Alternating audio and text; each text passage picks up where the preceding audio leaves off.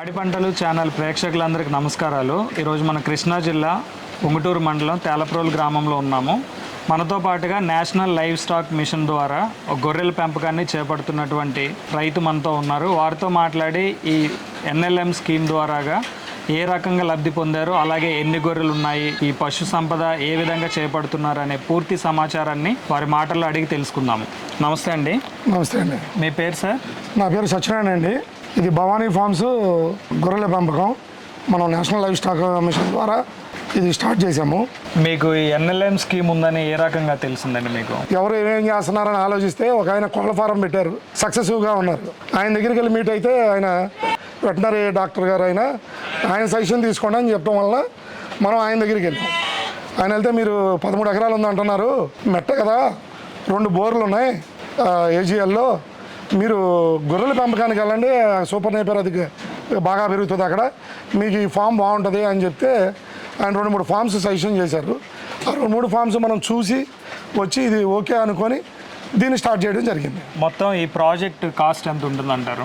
యాక్చువల్గా project cost as per norms మనం అనుకున్న దాని ప్రకారం నేషనల్ లైవ్ స్టాక్ మిషన్కి 1 crore ప్రాజెక్ట్ అండి. 50% సబ్సిడీ వాళ్ళు ఇస్తారు, 50% మనం పెట్టుకోవాలి. మనం ఒక్క షెడ్డే కాకుండా గోడౌన్లని, వర్కర్ షెడ్లని ఇంకా అదనంగా అయినా కూడా మనం ఆకుండా ముందుకెళ్ళి దీన్ని సక్సెస్ఫుల్గా మనం రన్ చేస్తున్నాం. మొత్తం ఎంత ఖర్చు అయింది అంటారు దీనికి? దాదాపు మనకి 2.5 crores దాకా అయిందండి. అంటే మనం 2.5 crores అంటే ఆ షెడ్ ఒక్కదానికే కాదు, అంటే మిగతా రైతులు కూడా అర్థం అవడం కోసం అంటే మనము రోడ్లు ఫామ్ చేసుకున్నాము, సూపర్ నేపర్లో డ్రిప్ పెట్టుకున్నాము, అదనం కాస్ట్ ఉంది, క్వారంటైన్ షెడ్ అదనంగా చేసుకున్నాము. డాక్టర్ గారు ఏం చెప్పారంటే మీరు డైరెక్ట్గా తెచ్చి షెడ్లో ఇన్వాల్వ్ చేస్తే బాగోదు, మీరు క్వారంటైన్లో 20 days అన్న ఉంచుకోవాలి, అది సపరేట్గా తాటాకులతో అయినా సరే వేయండి అని చెప్పి ఇప్పుడు మీరు చూస్తున్నది ఆ తాటాకులది దాంట్లో పెట్టి దీంట్లో షిఫ్ట్ చేసుకున్నాం. అట్లా అనుకున్న దానికన్నా కొంచెం అయినా కూడా అవన్నీ ఉంటేనే మనకి సపోర్ట్గా బాగుంటుంది. ఎన్ఎల్ఎం అంటే మేకలు మరియు గొర్రెలు కాదండి, ఓన్లీ గొర్రెలు మాత్రం, ఓన్లీ గొర్రెలు ఫామే మనకి. మేము నెల్లూరు జుడిపి అనే ఐటెంతోనే మూవ్ అయ్యాము. ప్రత్యేకించి దాని మీద ఇంట్రెస్ట్ లేకపోయినా చూడటానికి అందంగా ఉంటుంది, తెల్లగా ఉంటుంది, కింద ఏదో నల్ల చారగా అనిపిస్తుంది. సో మనం నెల్లూరు జుడిపితో వెళ్తామండి అని డాక్టర్ గారితో చెప్పినప్పుడు పర్లేదు, మీకు మాచర్లైనా పర్లేదు, మిక్స్డ్ పెట్టుకున్నా పర్లేదు అని అన్నప్పుడు కాదండి మేము నెల్లూరు జుడిపితోనే వెళ్తామని చెప్పాం. సరే నెల్లూరు జుడిపితో మనం 250 గొర్రెలు ఫస్ట్ స్టార్ట్ చేసామండి. ఇప్పుడు ఇది 3వ సంవత్సరం. ఇప్పుడు మీరు చూస్తున్నట్టు ఈ ఒక దాదాపు 550 నుంచి 600 ఉన్నాయి. ఇది ఓన్లీ బ్రీడింగ్ ఫామ్. మనకి మేల్స్ ఏమైనా వస్తే ఆ మేల్స్ 20 to 25 to 30 kgs వచ్చినప్పుడు అమ్మేస్తాం. ఓన్లీ ఫిమేల్ ఉంటుంది ఇక్కడ. ఎన్ని ఫీమేల్కి ఎన్ని మేల్ పెడతాం మనం? ప్రతి 25 ఫిమేల్కి ఒక మేల్ ఉండాలి. Breed farm only breeding purpose అంటున్నారు కదండి. బ్రీడింగ్ పర్పస్ అంటే సర్టెన్ ఏజ్ వచ్చే వరకు మన దగ్గర ఉంటాయి మెయిల్స్. అవునండి. తర్వాత ఏం చేస్తారు వీటిని? అంటే ఇది ఎలా అంటే సైకిల్ ప్రాసెస్ అండి. యాక్చువల్గా ఎలా అంటే మనం 250 తెచ్చాం, అది 3 ఈతలు 4 ఈతలు అయిన తర్వాత ఫస్ట్ అది ముసలైపోతూ ఉంటుంది. వాటిని మనం మార్కెట్కి తీసేస్తూ ఉంటాం. ఈ వచ్చిన యూత్ని పెంచుకొని మళ్ళీ దీన్ని సైకిల్ చేస్తూ ఉంటాం. ఎన్ని తీసుకొచ్చారు ఎన్ఎల్ఎం స్కీమ్ ద్వారాగా? ఎన్ఎల్ఎం స్కీము 500 + 25 అండి. 500 ఆడవి ఉండాలి, 25 మగవి ఉండాలి. ఫస్ట్ లెవెల్లో మనం 250 గొర్రెలతో పాటు వాటికి సరిపడా మేల్స్ తెచ్చుకున్నాం. మళ్ళీ 1 month 2 months గ్యాప్ ఇచ్చి దీని మీద మనకి కొంచెం అవగాహన పెరిగిన తర్వాత మళ్ళీ డాక్టర్ గారి కన్సల్టెంట్తో సర్లే మళ్ళీ ఇంకొక 250 ప్లస్ మొత్తం పోతులు 25, మొత్తం 500 + 25 మనం స్టార్ట్ చేసామండి. గొర్రెలు ఎక్కడ కొన్నారు? గొర్రెలు మేము సంతల్లో కొనలేదండి. యాక్చువల్గా గూడూరు ఆ పరిసర ప్రాంతాల్లో రైతుల దగ్గర ఇంటరాక్ట్ అయ్యి ఆ రైతుల దగ్గర ఎంచుకొని తెచ్చుకున్నాం. ఇప్పుడు మనం చూస్తున్న గొర్రెలు ఒక్కొక్క గొర్రెకి అంటే డిఫరెంట్ టైమ్స్లో మీరు కొని ఉండొచ్చు కదా, ఇప్పుడు ఏజ్ ఎంత ఉంటుందంటారు? మనం కొన్నప్పుడు వచ్చి 1.5 సంవత్సరాలు 2 సంవత్సరాలు గొర్రెలు అండి అన్ని. కొన్ని పిల్లలు కూడా కొనుక్కున్నాం ఫస్ట్ టైం మన దగ్గరే ఇదే అయ్యేటట్టు. సో అట్లా ఇప్పుడు మన దగ్గర ఉన్న 3 సంవత్సరాలు అంటే ఒక్కోదానికి 4 సంవత్సరాలు అట్లా ఉంటాయి. ఏజ్ వచ్చినట్లని మళ్ళీ మనం తీసేస్తూ ఉంటాం. ఈ కొత్తవి ప్రొడక్షన్లోకి వస్తాయి కాబట్టి ఆడయి ఇవి మళ్ళీ చూడు కట్టే టయానికి పాతవి మనం సేల్ చేస్తాం. 500 తెచ్చుకున్నాము అని చెప్తున్నారు. మెయిల్ 525 తెచ్చారు కదా, ఈ 500కి గాను మోడాలిటీస్ ఎన్ని వచ్చాయి అంటారు? ఫస్ట్లో మోటాలిటీ మనకి 10% అట్లా ఉండేదండి. అది బయట నుంచి రానివ్వండి, మరి అక్కడ మేత విధానం, అక్కడ గ్రేజింగ్ పద్ధతిలోనే తిరిగేవి. మన దగ్గర అసలు గ్రేజింగ్ అనే సిస్టమ్ లేదు దీంట్లో, ఓన్లీ స్టాల్ ఫీడింగ్. ఆ స్టాల్ ఫీడింగ్ వచ్చేసరికి మోటాలిటీ 10% ఉంది ఫస్ట్లో. ఇప్పుడు దాన్ని గ్రాడ్యువల్గా తగ్గించుకొని ఒక 5% తీసుకొచ్చాం. 5% బిలోకి అయితే తేలేకపోతున్నాం. ఎందుకనంటే అది న్యాచురల్గా జరుగుతూ ఉండే ప్రక్రియలో కాబట్టి లైవ్ స్టాక్లో 5% మోటాలిటీ అనేది కామన్గా ఇంకా మనం ఫిక్స్ అవ్వాలి. ఓకే, ఈ 525 గాను ప్రజెంట్ ఎన్ని ఉన్నాయంటారు? ఇప్పుడు మా దగ్గర 650-700 ఉన్నాయి సార్. ఎందుకంటే ఆడాటలు ఉంచేసుకుంటాం, మగాటలనే తీస్తాం. ఈ ఆడవి మళ్ళీ మన దగ్గర మీరు చూస్తున్నారు పిల్లలు కూడా ఉంటాయి, అవి మళ్ళీ ఒక 3-4 monthsలో కూడా సూడి కడతాయి. వాటిని మళ్ళీ ఎక్స్టెన్షన్ షెడ్ వేసుకొని మళ్ళీ ఎక్స్టెన్షన్కి వెళ్తాం. ఇది చూడి కట్టడం అనేది ఎప్పుడు స్టార్ట్ అవుతుంది అంటారు గొర్రెల్లో? మ్యాక్సిమం ఆగస్టు, సెప్టెంబరు, అక్టోబర్ నెలలో చూళ్ళు కడతాయండి. 5 monthsలో బ్రీడింగ్ వస్తుంది, మళ్ళీ 8 monthsకి మళ్ళీ కడుతుంది. సో 2 years సైకిల్ పీరియడ్లో 3 పిల్లలు పెడుతుంది ఒక గొర్రె. మనం కరెక్ట్ మెయింటెనెన్స్లో ఉంటే 3 పిల్లలు పక్కాగా వస్తాయి. మన అదృష్టం అంటే ఒక్కొక్క గొర్రె 2 పిల్లలను కూడా పెడుతుంది. అలా 2 పెట్టేవి కూడా మన దాంట్లో అరుదుగా ఉన్నాయి. ఒక్కొక్క గొర్రె ఒక పిల్లనే పెట్టుద్ది. ఇప్పుడు పెట్టిన పిల్లల్ని కూడా ఈ షెడ్లోనే ఉంచుతామా మనం? సపరేట్గా ఏమన్నా షెడ్ నిర్మించుకున్నారా వాటికి? అంటే మనం ఏం చేస్తామంటే అండి, మీరు ఇప్పుడు మనం షెడ్ మొత్తం చూసారు, కానాలుగా ఉంటుంది. ఈ నీటి అన్నీ ఒక చోట, సుడి ఒక పక్క అలా ఉంటాయి. దాన్ని ఏం చేస్తామంటే పిల్లల్ని సపరేట్గా మనం సపరేట్ చేసి, దానికి మన దగ్గర ఆవు ఉందండి, కేవలం వాటి కోసమే ఆవును కొన్నాము. ఆ పాలు 250 ml 200 ml పొద్దున్న సాయంత్రం మన వాళ్ళు ఫీడింగ్ ఇస్తూ ఉంటారు. అక్కడ పిల్లలు ఆవు పాలు తాగుతూ నైట్ టైం తల్లి దగ్గర పాలు తాగుతూ అది త్వరగా మనకి గ్రోత్లోకి వస్తుందని ఆవు పాలు పడతాం. చూడివి సపరేట్గా అలాగే పిల్లలు సపరేట్గా పెట్టుకున్నామన్నారు కదా, అన్నిటికీ ఫీడ్ ఒకటే ఇస్తారా, ఏమన్నా మారుతుందంటారా? యాక్చువల్గా అంత మైక్రో లెవెల్ మేనేజ్మెంట్ లేదండి. ఇంకా సూడాటికి సపరేట్గా దానా అది వేస్తాము, పాడాటికి కూడా కొంచెం దానా అది వేస్తాం, పిల్లలు పాలు పాడాలి కాబట్టి. ఇక మనం నెక్స్ట్ లెవెల్లో చేయాలి అన్నప్పుడు సపరేట్గా సూడాటిని ఒక షెడ్లో ఉంచుకొని వాటికి డివార్మింగ్ దగ్గర నుంచి కానీ మామూలుగా లివర్ టానిక్లు అవి కరెక్ట్గా ఇచ్చుకుంటూ వెళ్తే మనకి పిల్లలు కూడా కరెక్ట్గా ఈసిపోకుండా కరెక్ట్గా వస్తాయండి. గొర్రె పిల్లలు పుట్టిన తర్వాత ముందు జాగ్రత్తలు ఏమైనా తీసుకోవాలంటారా? తప్పనిసరిగానే మెడికల్ మేనేజ్మెంట్ అనేది లేకుండా అసలు ఫామ్ రన్ అవ్వదు. అది సూడి కట్టిన దగ్గర నుంచి ఎవ్రీ 45 daysకో 50 daysకో ఒకసారి డివార్మింగ్ చేస్తాం. డివార్మింగ్ ఏ మందుతో చేస్తారు? ప్రిస్క్రిప్షన్ బై మల్లిబాబు గారండి. డివార్మింగ్ వేసిన 10 నుంచి 15 రోజుల్లో వ్యాక్సినేషన్ వేస్తాం. ఆ వ్యాక్సిన్ బొబ్బ సీజన్ బట్టి బొబ్బ అయితే బొబ్బ, హెచ్ఎస్ అయితే హెచ్ఎస్, ఈటీ అయితే ఈటీ, అవి ర్యాండమ్గా వ్యాక్సిన్ టు వ్యాక్సిన్ 45 daysకి ఒకసారి వ్యాక్సిన్ ఇస్తున్నాం. NLM స్కీమ్ ద్వారాగా 50 లక్షలు రైతు పెట్టుకోవాలి, 50 lakhs సెంట్రల్ గవర్నమెంట్ షేర్ ఇస్తుంది కదా. ఇవి కాకుండా ఈ గొర్రెల్లో వచ్చే వ్యాధులకి గాను వాటి నివారణకి గాను ఏమైనా సెంట్రల్ గవర్నమెంట్ నుంచి ఏమైనా మందులు కానీ ఏమైనా సరఫరా ఉంటుందా? అసలు సెంట్రల్ గవర్నమెంట్ నుంచి ఆ 50 lakhs స్కీమ్ తప్ప ఏమీ ఉండదండి. స్టేట్ గవర్నమెంట్ నుంచే మనకి వ్యాక్సినేషన్ ఇస్తారు, అది కూడా సీజనల్గా వస్తుంది.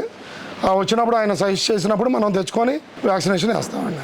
ఈ లోకల్లో ఉన్న వెటర్నరీ డాక్టర్ గారు విజిట్ చేస్తూ ఉంటారు ఇక్కడ. మనకి వ్యాక్సినేషన్ ప్రతిసారి ఒకసారి వచ్చి చూసుకొని వెళ్తారండి ఆయన. మనకి డిసీజ్ వచ్చింది అంటే ఏదైనా తినకపోవడమో, మేత తినకపోవడమో, జ్వరం అనో, లేకపోతే ఇంటిలోకి ఏదో ఒకటి అరా వస్తూ ఉంటాయి. వచ్చినప్పుడు ఆయన సజెషన్తో మనం ముందుకు వెళ్తాం. ఫీడ్ ఏమి ఇస్తూ ఉంటారండి వీటికి? మనకి ఎడ్జులూషన్ ఉందండి, ఇక్కడ రెడ్ నేపియర్ ఉంది, 4G బుల్లెట్ అని వేసాము, గ్రాస్ మీరు చూడవచ్చు. రోజు దాన్ని చాపింగ్ చేసి అది పొద్దున పూట వేస్తారు, మధ్యాహ్నం పూట ఏమో దానా వేస్తాం. ఎవ్రీ యానిమల్కి వచ్చి 200 grams ఇందాక మీరు చూసిన దానానే. ఈవినింగ్ వచ్చి డ్రై ఫీడ్ వేస్తాం, పొట్టు మనమే సొంతంగా తయారు చేసుకుంటాం. మొక్కజొన్నలు తెచ్చి మొక్కజొన్న ఆడిచ్చి రవ్వ చేస్తాం, తవుడు, వేరుశనగ చెక్క, గోధుమ పొట్టు ఇవన్నీ కలిపి దాంట్లో మినరల్ మిక్చరు, సోడియం బైకార్బోనేటు, బెల్లం, సాల్ట్, ఈ టన్నుకి ఎంత కలపాలనేది ఒక ఫార్ములా ఉందండి, మనకి ఇచ్చారు డాక్టర్ గారు. ఆ ఫార్ములా ప్రకారం మనం కలిపి ఈచ్ యానిమల్కి వచ్చి 200 grams వేస్తాం పర్ డే.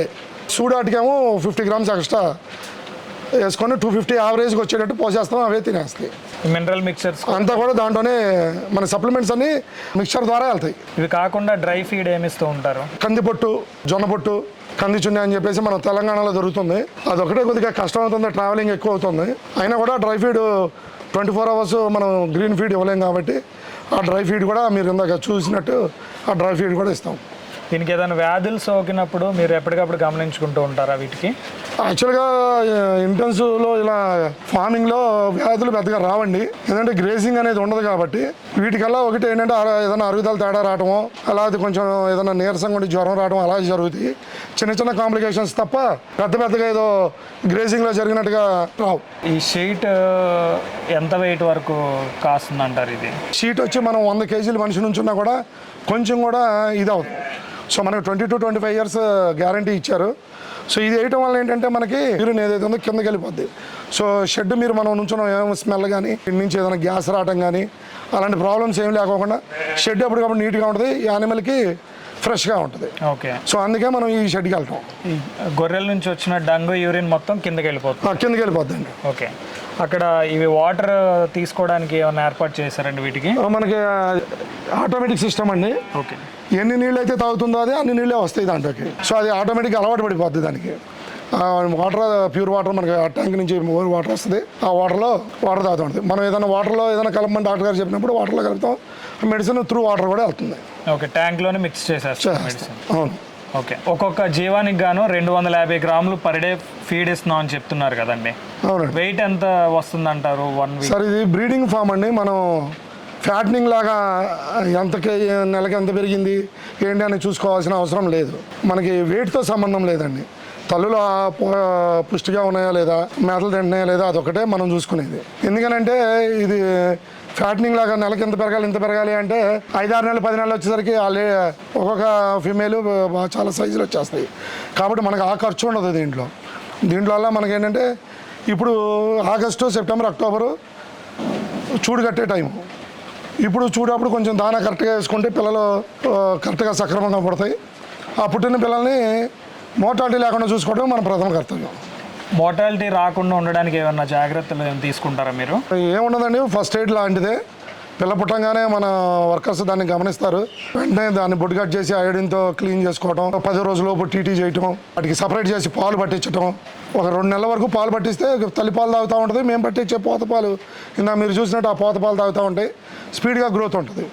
ఆ వ్యాక్సిన్ అది వేసుకొని కరెక్ట్గా దాన్ని చూసుకుంటే మనకి మోర్టాలిటీ ఉండదు, అంటే చాలా తక్కువ ఉంటుంది. ఇది 1 కోటి రూపాయల ప్రాజెక్ట్ అని చెప్పారు కదా. 50 లక్షలు మీరు పెట్టుకున్నారు, 50 లక్షలు సెంట్రల్ గవర్నమెంట్ నుంచి వచ్చింది. అమౌంట్ మొత్తం వచ్చేసినట్టేనా మీకు? మనకి సబ్సిడీ వచ్చిందండి. వేసవి కాలంలో ఈ గొర్రెలకి ఏమైనా ప్రాబ్లం ఉంటుందంటారా అధిక ఉష్ణోగ్రత ఫామ్ అయినప్పుడు? షెడ్ ఫార్మేషన్ అప్పుడే ఈస్ట్ వెస్ట్ అన్నట్టు, లేకపోతే నార్త్ సౌత్ గాలి ఎటు వేస్తుంది అనే దాన్ని బట్టి మనం షెడ్ వేస్తామండి. గాలి చాలా ఫ్రీ ఫ్లోనే ఉంటుంది. అయినా కూడా మనం ఫ్యాన్లు, ఈ ఫాగర్స్ అవి పెడతాము. సమ్మర్లో చుట్టూ పట్టాలు కట్టి వాటిని ఒకసారి తడపడం, అలాంటి చిన్న చిన్న జాగ్రత్తలతో.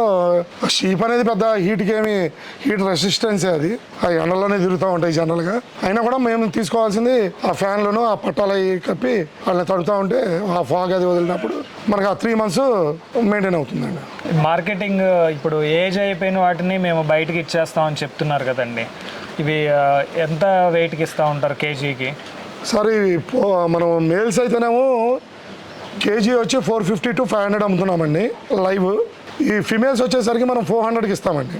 ఈ లోకల్ విజయవాడ, గుంటూరు, లేదంటే ఇటు ఏలూరు, మాకు తలాపురంలో సరౌండింగ్ మార్కెట్స్ ఉన్నాయి కాబట్టి వాళ్ళు వచ్చి 10-15 అట్లా పట్టుకుపోతారండి.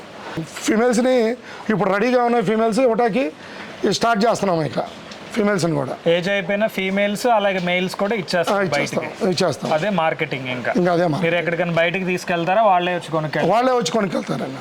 సో మార్కెటింగ్ కూడా సమస్య? మాకు మార్కెటింగ్ సమస్య లేదండి, ఎందుకంటే ఇది బ్రీడింగ్ ఫామ్ కదా.